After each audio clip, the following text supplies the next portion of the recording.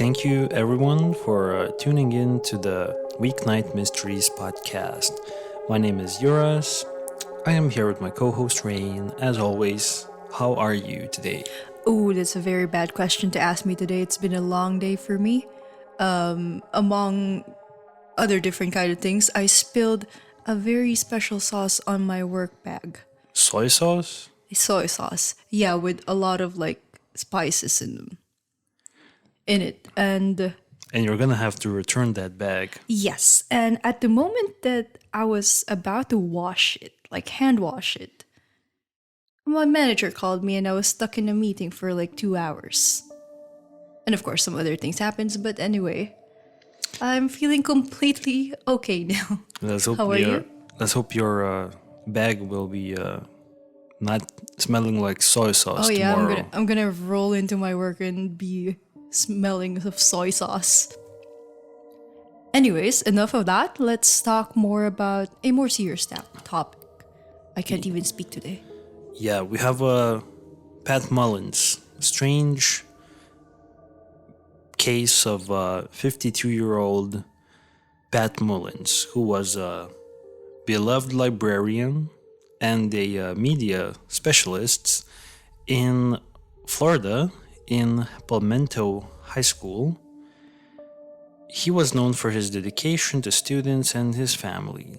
He had worked at the school since 2004, and he basically had 2 children with his wife. This man, Pat Mullins, that we're going to be talking about, he was found dead under very mysterious circumstances, just like last week's case, Tiffany Valiante's strange death. This case has also been a topic on Unsolved Mysteries on Netflix.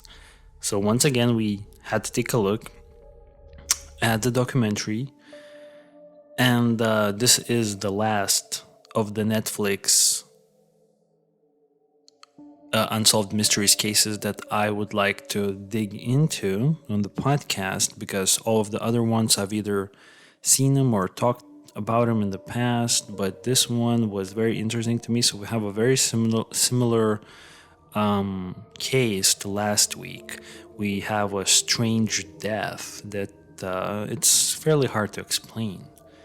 What do you remember about the Unsolved Mysteries episode on Pat Mullins? It was definitely creepy, and I did have this impression of Pat being like, he seemed like a very nice guy. Like, you could see it in his face. You know how some people would just look like sunshine and like just happy, and he was one of those. And unfortunately, he was having a regular day, if I remember correctly. He was in his boat, and it was supposed to be just a normal day for the family, and it turned into a nightmare, basically. Yeah, so I told you a little bit about his background. Once again, he was working at the high school in Palmetto, which is a small town in the western part of Florida. He was 52. He grew up close to Palmetto on Anna Maria Island, which is a small, kind of like a rift island, I would say, close to the city of Palmetto. Him and his wife, Jill, raised the 2 children, Mason and Miles. Mason served in the army. He was stationed in Afghanistan. And Miles, I believe, is a civil engineer. And Pat, his career began as a sergeant in the National Guard, and then he shifted towards teaching 4th grade for over 2 decades. So I found that particular detail of his life fairly interesting. Like, he started as a sergeant in the National Guard, and then he went on to teach 4th grade children for 2 decades. Maybe that was his passion. Yeah, but it is a 180 from his original career path. Yeah, it Wouldn't you seems so. agree? Wasn't he a librarian? Yeah, he later became a librarian after he was done teaching fourth grade for 2 decades. Because after he was teaching the fourth graders for quite some years, he earned his master's degree alongside Jill, his wife, and both of them transitioned into being librarians. So Pat was reportedly very respected by his students. He was committed to their education. He kept the library open late for students that needed extra time. Yeah, actually, I've seen a couple of YouTube videos about Pat, and a lot of the commenters were saying really good things about him. Like some of them actually was taught by him, and some of them interacted with him in the school or within the community, and seems like everybody loved him, and he left a really good impression to all of the students and the people he interacted with. That's interesting. I don't think we had a case where, people that knew the victim, or, like the person about whom we are talking, to come out like that in the YouTube comments. It's kind of interesting. So this guy did really make an impact. Yeah, it seems like he was in the community. Really loved by the community, yeah. Yeah, that's interesting for sure. He was also on the Netflix thing. It was mentioned that he was also acting as a father figure for the children that didn't have that back home. So he was a really nice guy, yeah. And I completely agree. When you look at Pat's picture, like you just know he's a guy who you can ask for help. Yeah, definitely. Outside of his work as a librarian, Pat and his family, they lived in Bradenton, Florida, which is kind of close to Palmetto. They enjoyed a very close-knit community there. They spent time fishing on the Braden River. Braden River will play a part in this case. Braden River is this really kind of, I would say, unique river because it's not your typical river. When you think about a river, you would just think like a never-ending stream of water. But if you can recall, this Braden River, it has like islands, and it's almost like a maze. Yeah. You remember? Mm-hmm. It's very unique. Pat was described as a very skilled boater and a very skilled swimmer. He had owned a 14-foot stump knocker boat, just a regular, I would say, fishing boat for recreational use. And he would take that boat alongside with his sons when they went fishing on multiple occasions. We have some pictures of Pat in the boat. As I understood, this boat was a very big part of his life. Pat was also known for his kindness and diligence and love for his family. He had a plan to retire in 2014 to pursue his passion for fixing old motors and boats with his brother Bert. Pat's legacy is remembered fondly by his family, friends, and colleagues at the high school. And I think basically Pat, wouldn't you agree that he was living a very kind of like a slow, chill lifestyle? Like he was a low profile type of a guy. Yeah, definitely. I like it though. It seems, as you say, very peaceful. And I think he was just living his nice, quiet life. Yeah. Until the tragedy. Until the incident. The incident that we're talking about today, everything took place on Sunday, January 27th, back in 2013, so more than 10 years ago. Pat disappeared after he took his boat out from his home and he seemingly went for a regular boat trip, nothing out of the ordinary. It was just Sunday, January. January in Florida is probably pretty warm. Couldn't compare to our type of January. Yeah, I bet. And he was just taking it out on the water, nothing too extraordinary. His wife, Jill, had gone to her sister's house that Sunday, and she told the media and I think the investigators that she last saw her husband, Pat, that same morning.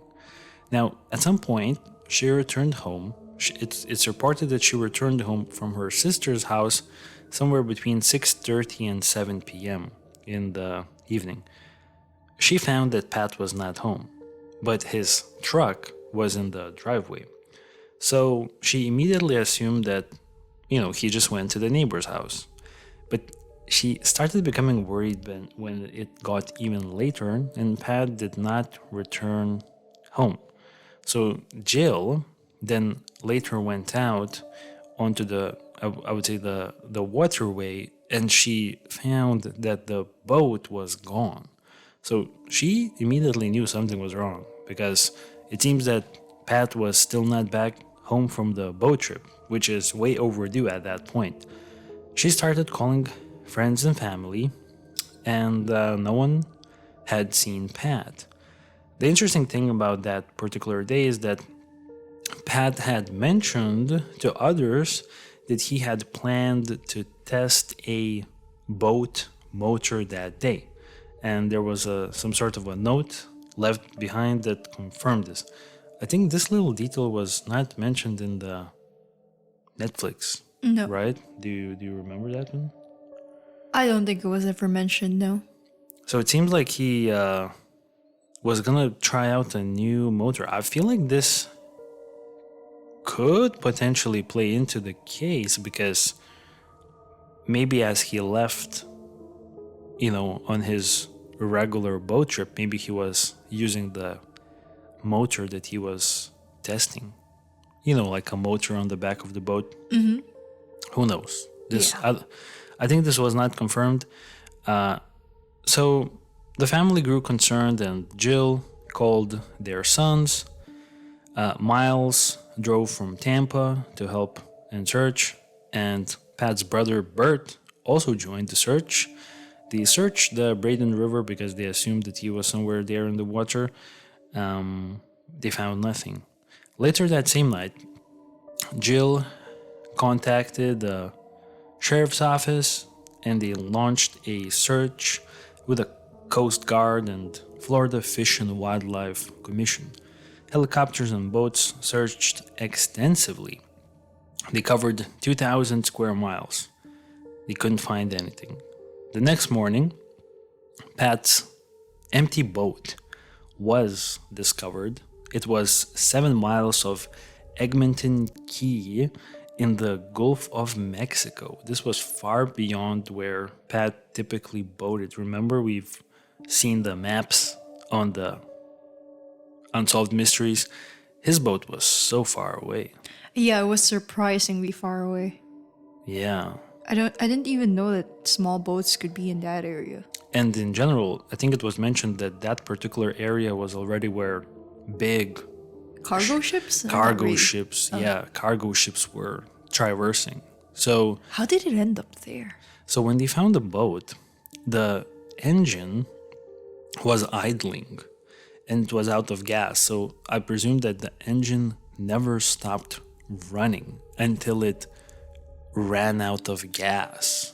And then it just started floating in the Gulf of Mexico, way, way farther than where Pat would regularly go, right?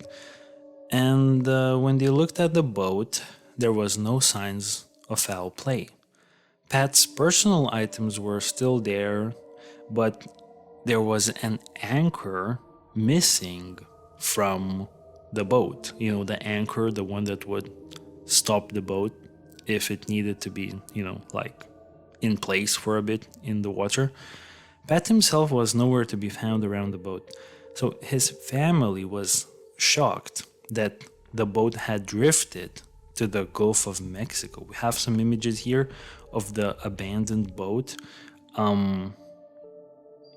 It just looks like a typical boat that's left floating. Now, the thing is, the pictures that I've put in our case file here for like the boat, I'm not sure if this is the,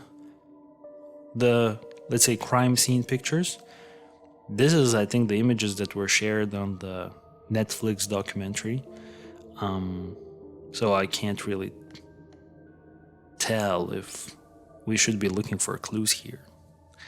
Regardless, what do you think about it? I mean, there's not much to comment, but perhaps something is jumping out to you. For me personally, it just looks like a Boat. pretty typical boat. Yeah. Nothing kind of too suspicious. It's just, I think the suspicious thing is that it's a boat floating in the middle of the Gulf of Mexico. Definitely. It really did seem like it was out of place in there. But I wonder if the police did some, like fingerprint thingies from Yeah. within the boat. Checking for DNA and Yeah. stuff. I honestly can't tell you because I didn't find that piece of information during my research. So, after the boat was found, the sheriff's office initially suspected that Pat may have suffered a medical emergency while he was on his Sunday boat trip and by accident had fallen overboard, and that his boat malfunctioned and that he got off somewhere potentially as his boat drifted. Yeah, actually, that was my first theory. Like, before we uncover more and more information about it, I thought there could have been a chance that he was out fishing or testing out the motor in the middle of the river, and then he had a heart attack and just fell. Yeah. And that was it. But seems like something sinister really did happen, not just that. Yeah, because we did have more stuff that came out. So investigators initially took a look at Pat's background, and they looked at his phone records and other potential like issues, like whether or not there could be financial issues, depression, which would paint a self-harm theory, but he didn't find anything. Apparently, there was nothing quite, let's say, as obvious as in last week's topic. Remember Tiffany Valiante? She went missing right after a argument With her mother, yeah. with her mother over some stolen money, which is a pretty serious circumstance. So there was a clear-cut, line of thinking that there could be some self-harm. However, in Pat's case, it looked like he was just a regular guy, having a regular day. So when the boat was returned to his family, his son Miles noticed something interesting on the boat. There was unfamiliar light red paint marks on the side of the boat, and this raised questions because Miles remembers that this was not on the boat previously, and the family considered whether Pat could have reached land, and they later tried to identify if there were any unsearched islands. But really quickly, going back to this light red paint marks, remember we saw some pictures. So the first thing jumps to my mind is how certain is Miles and other family members that this light red paint mark was not on the boat? Because my question is, are we certain that this light red mark just appeared on the boat right after Pat went missing? Ooh, I never thought of that. That's a really good question. Or maybe it was already there for, like, let's say a month or And something. nobody actually checked because it's just a regular boat, and maybe that was just Pat's boat. Yeah, because Miles, I believe him that he didn't see it before, but my question is, when was the last time that he looked at the boat? True. I think it's important, and it was never explained. The Coast Guard was led by Lieutenant Cromer, and they continued searching using reverse drift methods, basically taking a look at wind patterns in the last couple of days so they could work out where the boat could have potentially started drifting from. And apparently they were able to kind of conclude where the boat could have started drifting, which was pretty interesting. They concluded that it started drifting from the lower Tampa Bay because the winds for the last day or so was eastward winds.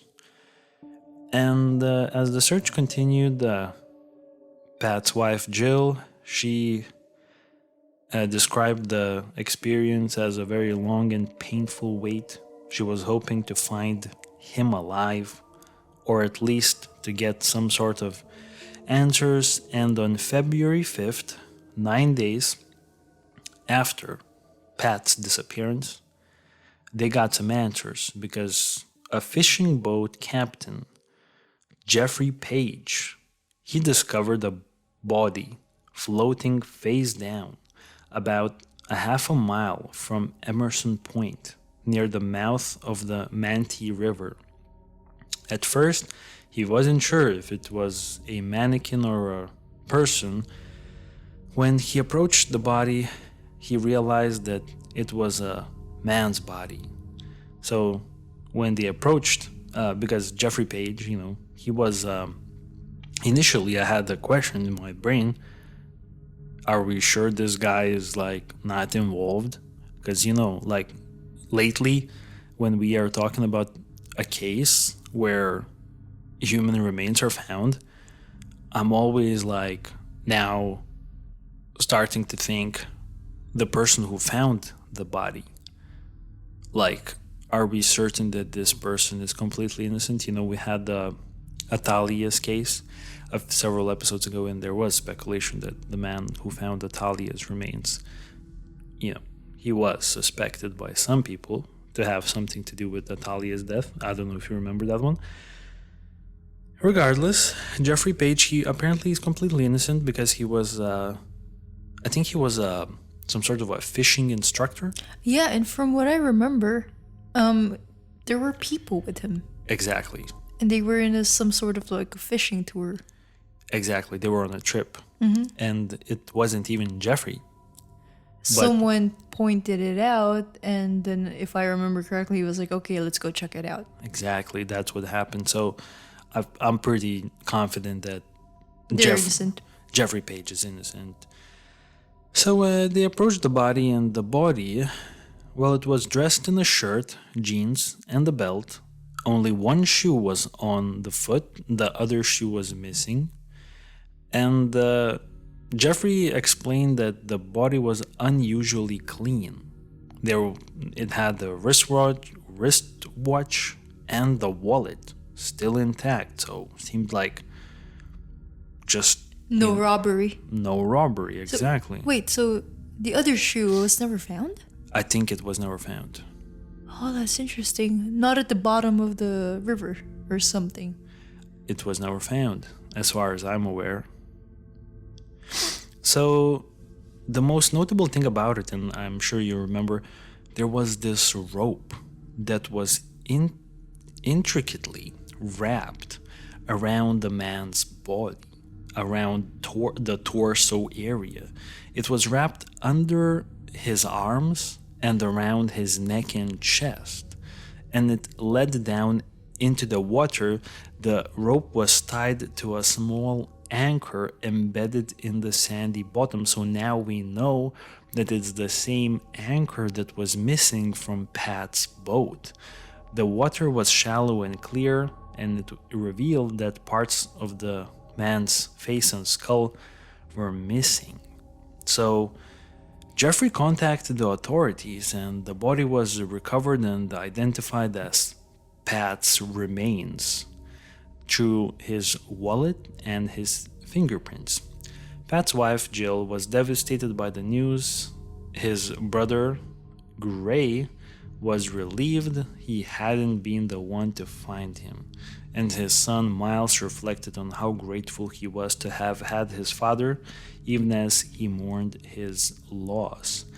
And we have an image here, a map. I'm pretty sure you see it with the three circles. So it's interesting because I'm going to be showing this on the YouTube channel.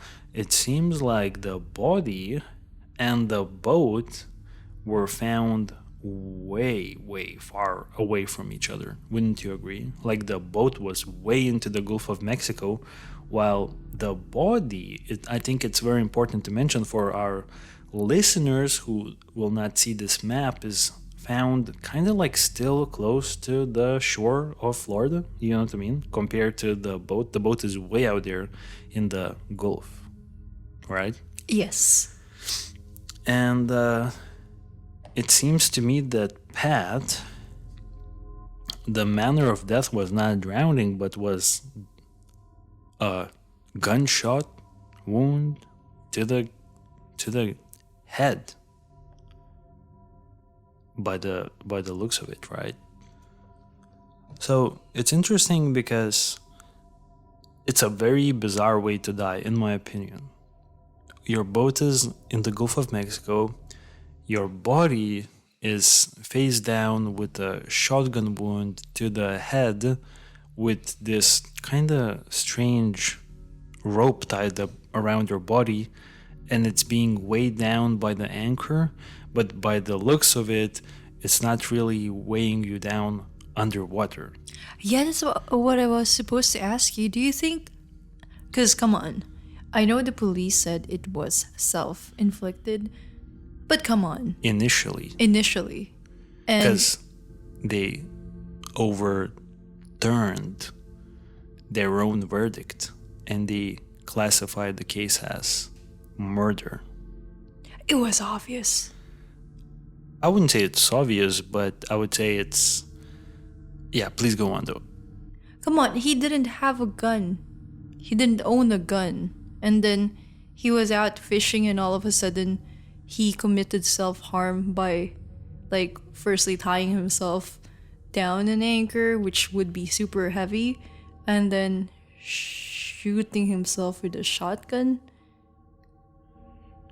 That's really odd. It's just an odd thing, and honestly, I've never heard anyone doing this, even like remotely close to the circumstance. Have you ever heard anything similar to this? No, not at all. And that's why I'm curious about the anchor and the rope. Because now that we know it's like murder, do you think... Allegedly, okay. Well, the alleged culprit, do you think it was intentional that the rope would be that long? Or maybe it was a miscalculation? I feel like it was a miscalculation. The body wasn't supposed to float? I would assume that the idea was to keep the body at the very bottom. At the bottom. No one would find him. Yeah. Interesting. It would also require the person, the potential culprit, to know that the body would float. I don't think it's common knowledge that if you drop a body in the water, it's gonna float. Do you think it's common knowledge?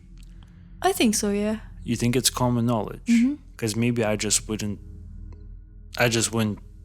immediately jump to the conclusion that, if let's say I killed someone and I'm trying to hide their body, I would just say if I'm dumping the body in a river, I'm not initially thinking, how do I keep it underwater? I'm just assuming that it's gonna somehow stay underwater.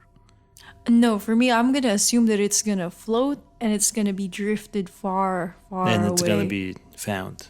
Eventually, but like after months when it's decaying. That's what I'm assuming. Okay. But whoever did it seemed like they wanted Pat's body to stay at the bottom, but miscalculated it.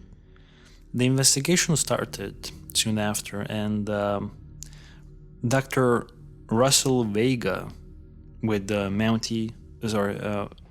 Manti County medical examiner examined Pat's body, and they found that it had clothing and it had a rope and a 25-pound anchor tied around it. So the anchor was only 25 pounds, so it's not necessarily the type of anchor that you would think about. Can you convert that into kilos? So 25 pounds would have to be like, I don't know, somewhere between like 5 to 8 kilos.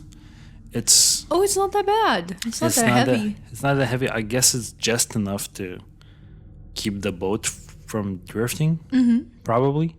Because it wasn't a big boat. Yeah, but would it be enough to keep a body at the bottom? I think so. If the rope was shorter. Yeah. Or maybe that was the only thing you had at the time to even consider as a culprit. So the rope was wrapped multiple times around Pat's body.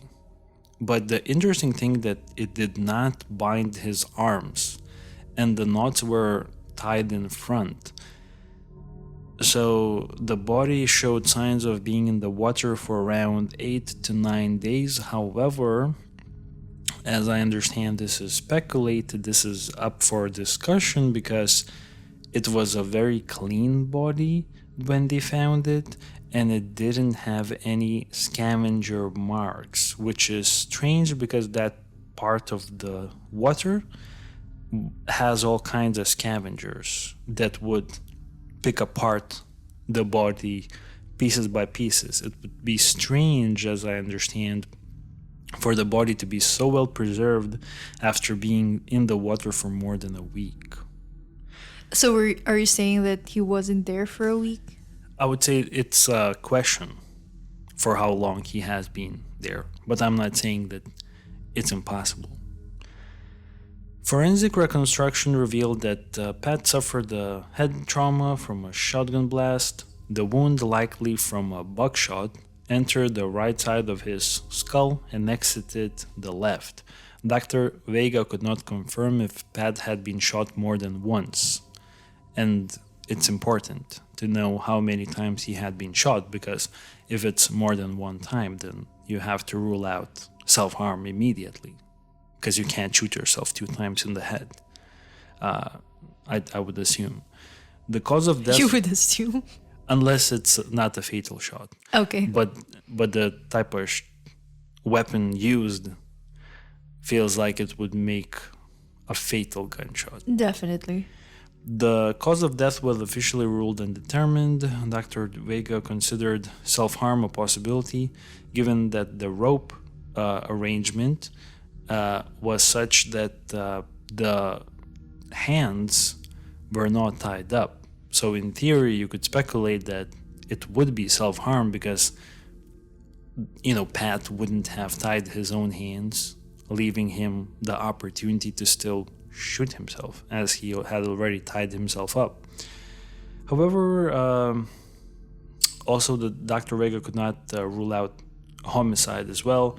Pat's family, they didn't learn the cause of death until 5 months later, and were told that Dr. Vega leaned towards self-harm due to Pat's quiet lifestyle and the rope's positioning. I'm not necessarily sure what the quiet lifestyle has to do with self-harm. Any ideas? Not at all. I'm as lost as you are. Yeah. Well, maybe he had secrets. That's what. Oh yeah, that's maybe what, he was that's keeping what, secrets. That's what I guess the investigator were. That's what they were like. I guess we'll never know. Yeah, trying to tell us. Despite this, the family remained skeptical. Pat's wife, Jill, tried to stay open-minded. However, she found no evidence to support the self-harm theory. And there was a theory that there was a theory proposed how Pat could have committed self-harm, and it would be that he actually at some point left the boat idling as it went somewhere. He got himself to a buoy. You know what a buoy is? I have an image here on our case file. It's the things. It's like this little thing that's kind of like floating in the water. We've seen it before. It's floating in the water to kind of like be used as navigation. I'm not sure if you can find it. Yeah. There's a theory that he may have climbed onto it and shot himself. And this would explain how there was no blood or pieces of his skull found on the boat, because investigation was really confused if it was self-harm. How could the boat be completely squeaky clean other than for that red paint marks? But that's not blood, that's paint. So how do you commit self-harm, shoot yourself in the head, which would cause so much blood, but there's not a single piece of blood on Pat's boat? Because you didn't. Exactly, but then that's how they were trying to explain it. Because how would you actually step away from your boat with all of those ropes like tied up all around your body, carrying a heavy anchor and a shotgun, and like let go of the anchor and still manage to shoot yourself? I think it's possible. It's just really awkward. Super awkward. It's the most inconvenient thing. It's really inconvenient, but I think it's possible. But it is a very complicated way to commit self-harm. Lee Williams, a former investigative reporter, claims that the sheriff's office prematurely declared Pat Mullins' death a self-harm incident before the body was even recovered. Reporters were allegedly told at the scene that it was likely self-harm, and the sheriff's office later pressured Jill and Lee Williams, the investigative reporter who was working with the family, to accept that this was, self-harm. They were trying to close the case ASAP. Miles, Pat's stepson, found the self-harm theory implausible. He questioned how Pat could have tied himself to an anchor, then shot himself and gone overboard, and also how the unmanned boat traveled so far unnoticed. Jill was shocked to learn that Pat had been shot with a shotgun, especially since they did not own any guns, and Pat had not shown any interest in owning firearms. Forensic and financial checks revealed no records of him buying or borrowing a shotgun, and no gun was ever recovered. Possibly it was lost in the river's current.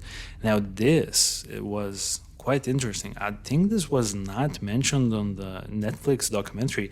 The only firearm-related clue was a YouTube link on Pat's computer about Marlin shotguns. Marlin shotguns is a brand of gun manufacturer in America, and the fact that a gun show had occurred nearby that same weekend. Despite this, no solid evidence connected Pat to any firearm, but there was a link on Pat's computer about Marlin shotguns. I mean, it could be completely unconnected, but what do you think about it? And did you run across this little detail? No, I haven't read about this, but maybe he was just interested in it. Maybe he was just interested in looking. Because it doesn't mean that he bought it. Yeah, exactly, because there were no records that he bought one. Unless it's illegal, maybe. Yeah, but I guess once again there's this kind of smidget of a possibility creeping in, Friends and family, including Pat's brother Gray, they did not believe that Pat was intending to do any self-harm. He had no history of depression, he had no substance abuse or major life problems, and investigators found no motive or evidence pointing to self-harm. Importantly, his life insurance policy had no self-harm clause, which would have affected payouts, casting further doubt on the self-harm theory. So essentially, he did have a life insurance policy. However, his life insurance policy would not cover the event of self-harm. And I was thinking, could there be a chance that all of this is Pat's elaborate way to commit self-harm while ensuring that his body is never recovered and ensuring that the family receives a life insurance payout? Your thoughts on this one?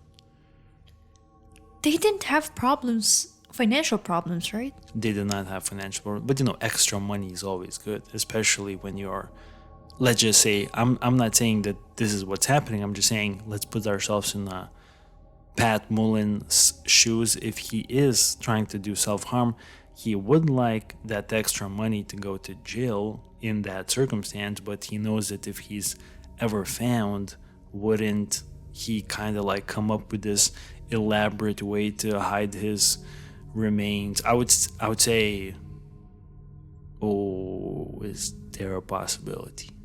There's a possibility, however, I just think it's too inconvenient. This is his elaborate way to ensure the payout. Okay, but why a shotgun then? Why just not like a small one, like a pistol or something? That would have been easier to handle. Because I'm just thinking about the angle, if we're going with this line of thinking, just thinking about the way he would handle the shotgun. It's just so awkward. And apparently, according to the autopsy or investigation, there weren't any like contact wound. So he was shot from a distance. That, I think it was, what was it? Not debris, but residue. I think there wasn't gunshot residue on his body or something like that. Mm-hmm. So there was like an indication that maybe it was shot from apart. But then again, apparently his body was floating in the water for... That's true. But I think the gunshot residue wasn't found on the boat, right? And they were thinking, was he even shot at the boat or where was he shot? So I'm not really gonna comment too much. Yeah, that's true. But it just feels too complex. It's very complicated. I do agree with you. And then I would say that I'm definitely not leaning towards this line of thinking. I will say that immediately. I'm just saying I find that there could be a possibility that this is all his elaborate way of, he's a boat guy. Maybe he thinks I know what I'm doing. Okay, but why leave a note for the family that he left to go fishing or something? Fix a motorboat? Yeah. Why leave a note? To create a scenario that everything's still okay. I'm just going about my business to kind of further it away from the self-harm as much as possible to ensure the payout. I think there's a possibility. I'm not going to rule it out, of course, but I just think it's so unlikely. I think so too. Don't get me wrong. I feel like it's really unlikely. I'm just exploring possibilities. And what about the fact that his body was so clean and no fish ate him? Like, apparently, according to the Netflix documentary, those waters were there were sharks. That's a good point. It did seem that that was one of the interesting clues. Potentially his body wasn't even that long in the water, maybe it was. Regardless, there were more questions as the investigation progressed.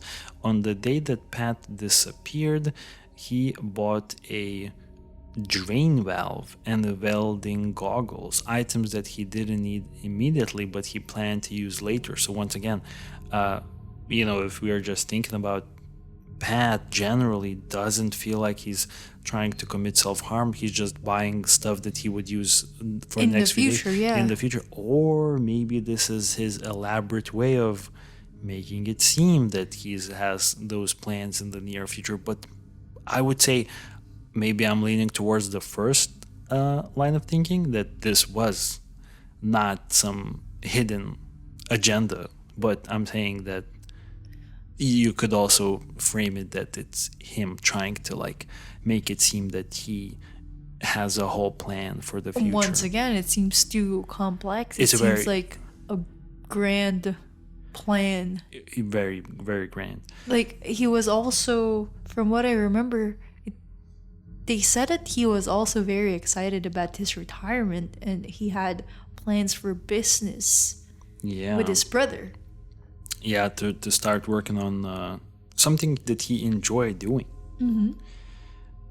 And this little detail about him buying those items alongside with his excitement about future events, including becoming a grandfather. I think one of his sons, he was already going to become a father anytime around that time. So, Pat was about to become a grandfather, making it even seem, there's a lot of things that kind of like would make it seem that he still wants to stick around and enjoy it, and there seems like there's really not a single little detail that would make us think that he wanted to commit self-harm. I agree. It seemed like there were a lot of plans for his future. Yeah, definitely, I agree.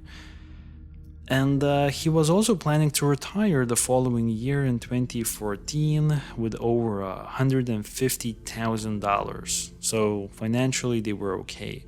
Pat's family also questioned the way the rope was tied around his body.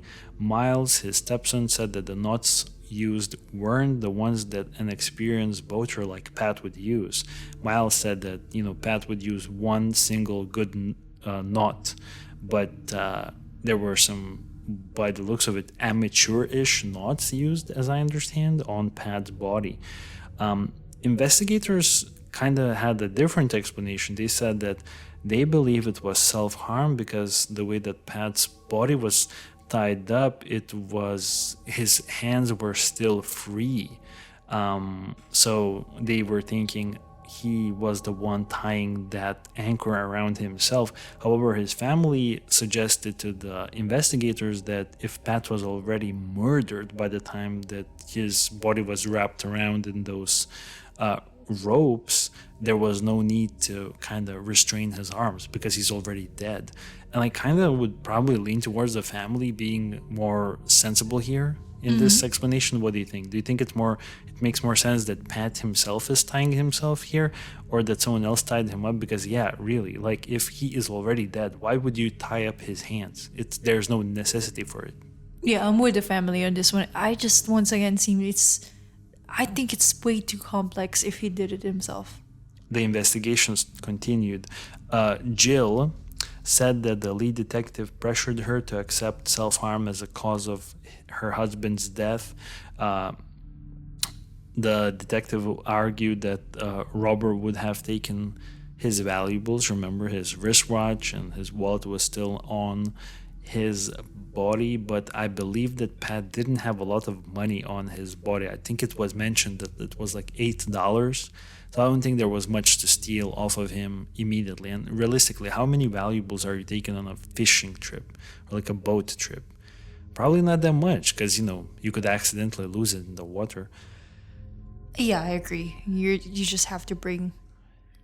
I would say I agree with what Pat brought, like a hat, sunglasses, and a few items for fishing. It seems like he brought the stuff that he just needed for that particular time. Yeah. Going back to that shotgun detail, I did find it interesting that there was a shotgun, or like, let's say, a gun show that same weekend. So we don't know if he ever had a gun, but then again, that weekend there was a gun show.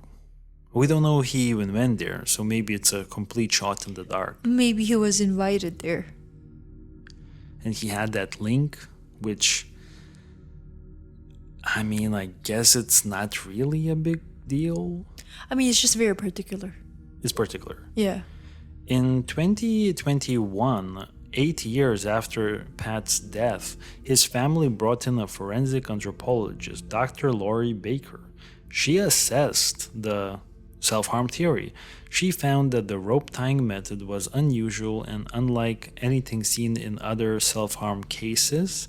The same expert and her assistant tied the tried to physically reenact this scenario of Pat tying himself to an anchor and shooting himself with a shotgun.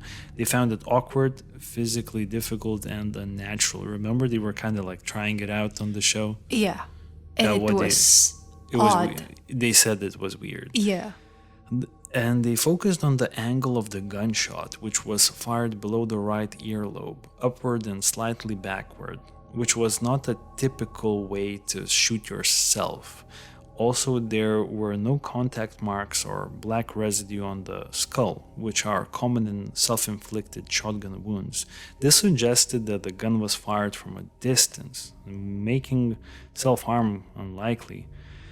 Dr. Baker also noted the lack of biological evidence, blood, tissue, or bone in Pat's boat, despite the nature of the gunshot wounds. There should be some sort of biological evidence left on the boat, but it was clean. There was nothing there. Luminal testing found no traces either.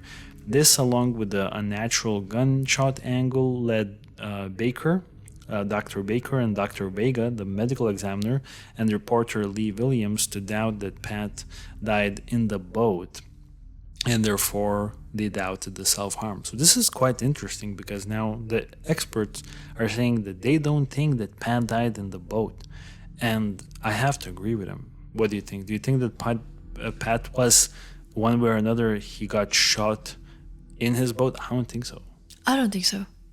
For some weird reason, I even thought like maybe he wasn't on the boat because there's not one drop of blood found in the boat. And one line of thinking I had is like maybe someone already stole his boat, or like, what's That's that word? Like crank the motor so it will keep on going. Kept it idling or something. Yeah. Well, he's on someone else's boat. That's a possibility. I'm also kind of like thinking the same way right now. Because the boat is just way too clean. Way too clean. You would expect something there. Yeah, just one drop. Especially from a shotgun shot to the head. Or a splash. That's crazy. Nothing at all. It's crazy. Additionally, Pat's body showed no signs of scavenger activity despite being in predator-filled water for nearly 10 days.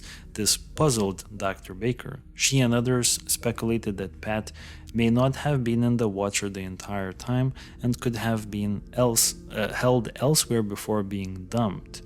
Williams believes that Lee Williams, the investigator reporter, believes that Pat may have stumbled upon something suspicious or illegal while boating and that he was killed as a result.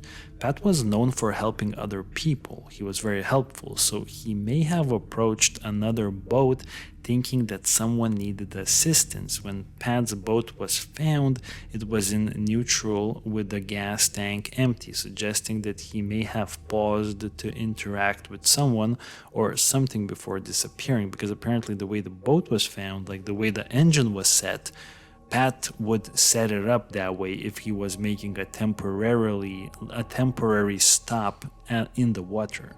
Oh, I see. So it kind of like works with what you have been telling us. You know what I mean? Lee Williams believes that Pat may have been killed after encountering someone engaging in illegal activity, potentially drug smuggling, on the Bradenton River. He noted that this area is sometimes used for criminal purposes, including motorboat thefts, illegal fishing, and drug trafficking. However, investigators found no evidence of drug smuggling or illegal fishing on the day when Pat disappeared, and therefore they ruled them out as terrorists. I would say that's a premature ruling out. Just because you found no evidence doesn't mean it didn't happen that day, right? Jill, Pat's wife, noted that about a week before his disappearance, Pat had severe headaches and seemed unusually irritable, which is interesting to me. Yeah, what is that about? So, was this mentioned on the Unsolved Mystery? Nope. Well, he apparently had severe headaches for the week before his disappearance. A medical professional later suggested that it could have been stress related. And Jill wonders if Pat knew something troubling that might have led to his death. And now I'm thinking, I just got goosebumps a little bit, because I was thinking, is there a chance that Pat had been diagnosed with something bad without his family knowing? Like Breaking Bad, Walter White. Oh, come on. Maybe he was just tired that day. I'm not saying that that's happening. I'm just Yeah, speculating. Yep. shooting possibilities. Is it? I'm really like, I would be surprised if that was the case. And besides, if he was, wouldn't this had came out already? Definitely, yeah. So I think it's pretty safe to say that he wasn't. Because would the medical professionals who diagnosed him with something, would they not Just come out? Keep quiet. Yeah, due to some confidentiality, or what would happen? I don't know anything about doctor-patient confidentiality, and But if they could I think say anything to the police. I think police looked into it, right? They looked into everything. So Yeah, I'm just I'm gonna assuming assume so. that we have to rule this one out. I'm just assuming. So Pat's boat was found in the Gulf of Mexico and his body in Tampa Bay, areas that he didn't typically visit.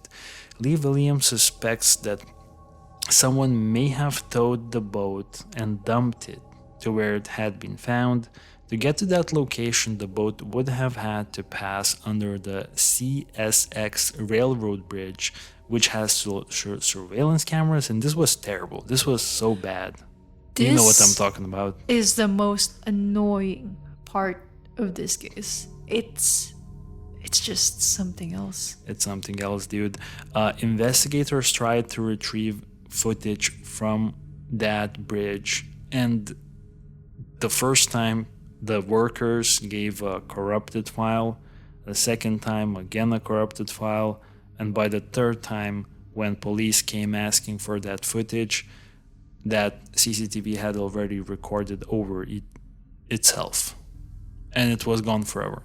And this would have explained to us how the boat ended up in the place where it did end up, because it either floated on its own, but then I'm thinking, how likely is it for a boat to float on its own? Undetected? Would just everyone just ignore an empty boat floating into the Gulf of Mexico? Or is it more likely that someone was towing that boat? I really have no idea how to answer this question. I don't know. Because you just imagine a boat is just floating and no one cares. That's pretty weird. No Unless no one saw. But Because, there are big boats there. yeah, still strange, in my Very. opinion. Very strange. Miles and others were frustrated that the evidence was lost because they thought it could have revealed something. Who wouldn't be? It seemed like a very crucial part of this case. Super crucial, man. Like, what if the file wasn't corrupted? We probably have answers. Yeah, and now we have to jump to the person of interest in our case. We do have This guy. Yep. We do have a person of interest in our case. After Pat's death, the sheriff's office interviewed many people, and one of the people who was investigated was Damon Crestwood, a friend of Pat's brother Gray, but not necessarily a friend of Pat. Pat and Damon knew of each other, but they weren't friends. He was like a friend of Pat's brother. Pat and Damon, they were not close. However, Damon had an extreme emotional reaction to Pat's disappearance. Frequently sobbing, acting erratically, and experiencing mental breakdowns every January after Pat died. because Pat died in January. And every January, Damon had a mental breakdown. Friends and family found his reactions troubling and suspicious. And this guy and Pat, they didn't have a close relationship, right? For this guy to have such reaction. Definitely not. It was just, would you say it's more of like an acquaintance or like family friend, but like not the friend, you know what I mean? Just like, I know you, you know me, we're hanging out, that's it. I think it's what you just said. They would hang out, but they weren't friends, you know? That's very interesting reaction then. Would you ever, you know, because, I mean... No, I wouldn't. You wouldn't react... Sob like that every time? It would be unfortunate, but you wouldn't have that I crazy would be reaction. sad, yeah, definitely, but I wouldn't have that extreme reaction because by the looks of it, it seemed like he was having an extreme reaction. No? But by the sound of it, his reaction was stronger than The family, the the family's. wife. Yeah. Odd. Damon later revealed that he had been using crystal meth, and his behavior grew increasingly paranoid and impulsive. At a 2013 gathering, this is the same year when Pat died, he tied the rope around himself and his dog in the same unusual way that Pat's body had been bound, deeply unsettling those who had witnessed this. I would say that is so effed up. Like, why would you do that? And there was never explanation behind it. And I think I was reading a little bit into it, like a few sources, and and they all mentioned that it was never explained. He just did it. Do you think he was dropping a hint? To the dog, his dog. And in front of the family, Pat's family. Why? Yeah, I don't know. Another possible link emerged that Pat's boat had red paint marks. Remember those red paint marks? Mm-hmm. So Damon had a red striped boat. And another interesting part is that Damon, he would usually dock his boat near where Pat's body had been found. So the place where Pat's body was found was close to where Damon kept his boat. Wait, what? Yeah. This was not mentioned in the Netflix. I think it was. Was it? But maybe they didn't emphasize it. Pat's body was found close to where Damon kept his boat. That is so weird. That's weird. Mm-hmm. When investigators asked to take a paint sample from Damon's boat, Damon refused. Damon had died 4 years later in 2017 due to an overdose on crystal meth, and by that time his daughter allowed law enforcement to test the boat's paint, and the tests showed that it could not be ruled out as the source of the red paint on Pat's boat. So the investigators dismissed this particular detail as unimportant. Their logic is that the paint was too common to be conclusive. Family believes that it is significant, and I will say I am with the family on this one. Mm-hmm. Me too. So the paint matched on Pat's boat and the red striped Damon's boat, it matched. So this is kind of getting creepier and creepier. It's very creepy, the circumstances and the coincidence. It's really creepy. I do think that red paint, this one's a little tougher, mainly because it's such a common paint. Like, I don't even know what the word they use, like the paint chip. Paint chip, yeah. Like, it's a common red paint thing. Yeah, but so how it would go down in theory is that Pat scrapes another boat as it maybe approaches the boat, and the other boat is kind of has like red parts, so it kind of like leaves some red markings on Pat's completely white boat. It's kind of interesting how who's that guy again? Damon Crestwood. Yeah, this guy Damon kind of checks the list. One, close to where Pat's body was found, check. Second, bread paint, Check. And then Crazy behavior. check. And then the manner of which he tied a rope to his dog and to himself, check. And then he's a druggie, check. Drugs is involved. So yeah, there's just a lot. It's quite obvious why he's considered a person of interest. yeah, unfortunately, So it wasn't official. Yeah, so Jill believes that Damon knew more than what he told police. And Jill, the wife, thinks that he is either involved or witnessed something. One theory is that Pat encountered Damon's boat and tried to help, given his mechanical skills. Others wonder if someone else was using Damon's boat that day. No solid evidence ties Damon directly to Pat's death, but his odd behavior, the paint match, and his refusal to cooperate raises serious questions. Seriously, why did he refuse to let the police test the paint? Is it because he's really smart and he just wants to protect himself? Oh, come on, this is a dude who's using crystal meth Yeah, that's true. and overdosed. A little bit more about Damon. So I tried to find more information about him. Honestly, it's kind of hard to find anything about him since he has been dead for quite some time, 8 years at this point. The only thing that I know about him is that he was a professional chef and he had his own restaurant, and apparently he was a nice guy. Like, he wasn't a bad person. I don't think he had any by my like research. I didn't find anything like the Damon Crestwood was like a criminal.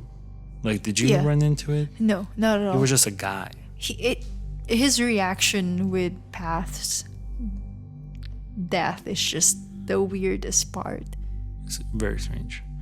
So, that's the story of Pat Mullins' strange death. And now I have a question for you.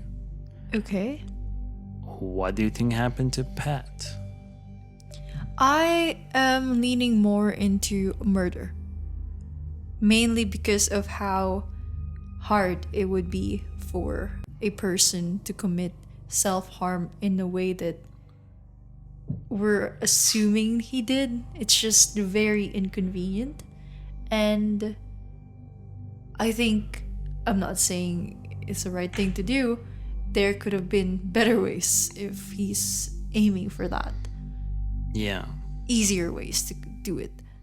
I'm leaning more towards murder. I do think that Damon guy is very suspicious, but for some weird reason, I don't know if he did it, honestly, and why he keeps on breaking down on the month of which Pat died. Is it because of guilt? Maybe he actually did it, or maybe he's always scared that his body was found. Or was he a witness, or was there some sort of trauma? Like, I don't know. is he scared that the police is gonna chase him down? Yeah, eventually. That's why he keeps Yeah. on. That's why he denied the paint test. Yeah, and that's why he keeps on having this breakdown during that month, mainly because police might be active during those months, and one of those Januaries he'll get caught and he's having some sort of paranoia. active? You think police was more active on January? In terms of this case, I'm just saying, maybe like an he was anniversary. Paranoid, yeah. He was paranoid, like, oh, one anniversary, death anniversary. They will find out more. Yeah, or announce something to the public. Maybe he was having extreme anxiety and paranoia. I don't know. That's a good thought. So for me, I think that I would say there is a possibility how this is a very, very intricate way that Pat is doing self-harm and trying to make it seem that it's not self-harm. But I think a more likely explanation is that Pat had been murdered. And the most likely explanation, in my opinion, is that Damon Crestwood is involved in Pat's murder. And what I think could have happened was that Pat, I don't know how, but one way or another, ran into Damon on the day of his disappearance. He approached Damon's boat, or Damon approached Pat's boat.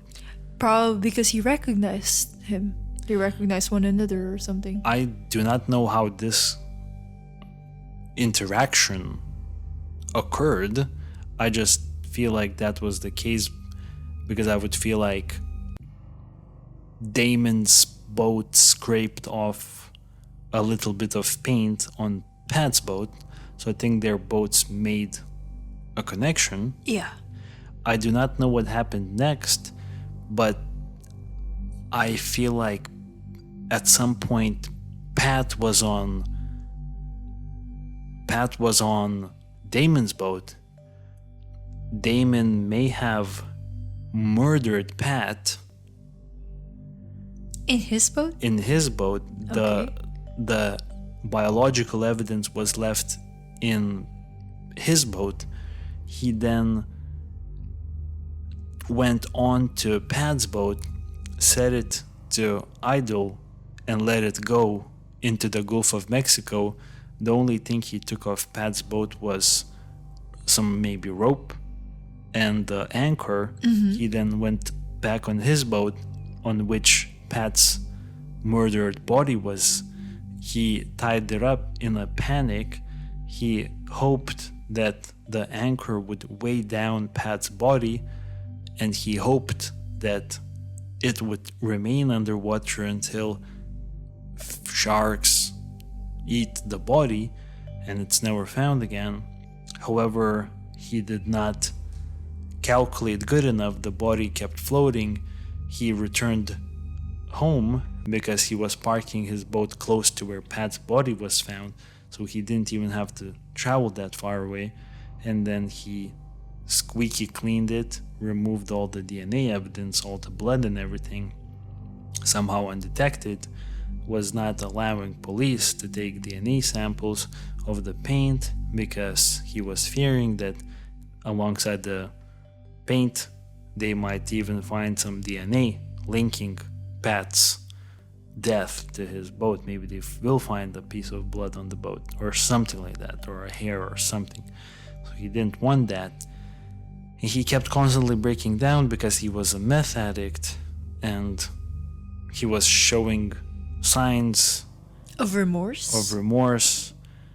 And he wasn't thinking straight because Okay, he but was a what meth about- addict. What about that, the way he tied up himself and dog? Do you think it was intentional? I think it could have been his Like a brain fart?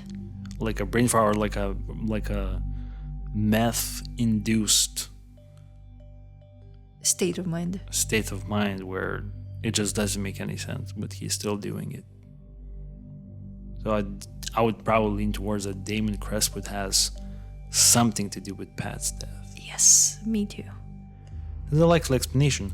I wonder why though. I know we'll never know why, mainly because he's also already dead, but there is this one thing that caught my attention on Reddit. And I'm not saying that this is the case, but there is this one thing. Someone suggested that maybe Damon was secretly gay. what? Okay, that's so random. And So- I'm maybe so he sorry. approached Pat on the boat Okay. and he had a crush on Pat. Okay. And Pat, he's not necessarily gay, so he's denies or rejects. And he was butthurt that he He panicked because he didn't want his identity revealed. secret Identity secret gay Yeah. identity to be revealed. revealed. And he panics. This is like That is so random. I'm it's shocked. random, but someone commented it and it had some likes. I think that I thought drugs were involved, honestly. Maybe Damon was buying drugs from someone and then Pat was there, saw the whole thing. I don't think that they would kill him over that. But then again, I don't think that they would kill over this gay theory either. So it's like, I find it very mysterious. Why would Damon do it? It feels something more sinister, like he really did see something he wasn't supposed to see. And if you remember, in Netflix documentary, it was mentioned that river occasionally, As like drug traffic. yeah. Another thought I have is, if Damon did it, then did Damon have more bodies than just Ooh. like, is Damon someone we need to look at? I mean, supposedly yes. Even could Damon be a hidden serial killer? Could Damon actually be a person who had killed multiple victims? At this point, we might never know. I don't think we'll ever know. I think we Yeah. will never know. And if Damon is a completely innocent man, I feel horrible for tarnishing his reputation, because there's no evidence to support any of this. We're just Stuff. speculating. And okay, Yeah. he might be innocent, and I'm so sorry for that, for like speculating too much and putting all the strings together, and it leads to him. But come on, a lot of like things lead up to him. And it's his own doing. Yeah, His actions made this. It's not like we're taking an innocent guy who just wanted to just speaking out around the person. He did it to himself. with all those weird crying, maybe he was deeply affected. Okay, I'll give him the benefit of the doubt. But what about the way he tied up himself and the dog? That's the weirdest thing for me. Like, in front of the family? That's gonna be hurtful. Yeah, like, even if you didn't do it, have a little bit of, like, I don't know, self-awareness and, I don't know, sensitivity. Anyways, I would say this is a good time to wrap it up. Thank you guys for listening to the podcast. Please tell us what you think about Pat Mullins' case. Do you have other explanations to what had happened? And anything you would like to add to our listeners before we sign out? Thank you, as always, for listening. And we would love to know what you think happened. Yeah, and if you have definitely. any insider information, I would say, or anything that is not available online. Maybe you're a local and you know more about it. Please let us know. It's always very nice to read your comments and your suggestions. Thank And you. Yeah, we'll see you very soon. Thank you. We will talk to you soon, and stay safe. Stay safe. Bye. Bye.